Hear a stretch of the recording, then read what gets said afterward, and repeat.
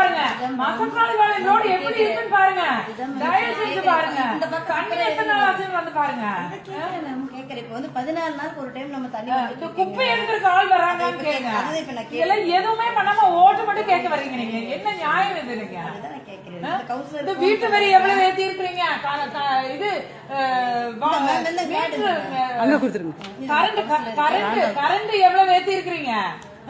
நாங்க பேசாம கட்டிட்டு 50,000 போட்டீங்கன்னா 50,000 கட்டிட்டு பதில் பேச கூட யாரும் இல்லீங்க. கட்டலன்னா கட்டை பிடிக்கிட்டு போறீங்க. நீங்க சொல்லுங்க.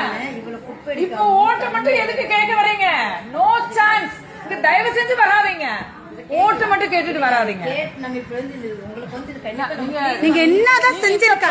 உங்க தலைவர் என்ன செஞ்சிருக்காரு சொல்லுப்பா. இந்த பக்கம் என்ன பண்ணிருக்காருன்னு உங்க தலைவர் என்ன இது வரைக்கும் வாக்குறுதியில என்ன செஞ்சிருக்காரு? இல்ல உங்க தலைவர் வாக்குறுதி கொடுத்ததுக்கு என்ன செஞ்சிருக்காரு அது மட்டும் சொல்லுப்பா. எனக்கு அதெல்லாம் வாக்கு இப்ப 21 எலெக்ஷன்ல கொடுத்த வரைக்கும் என்ன வாக்குறுதி நிறைவேற்றிருக்கீங்க அது சொல்லுங்க பாப்போம்.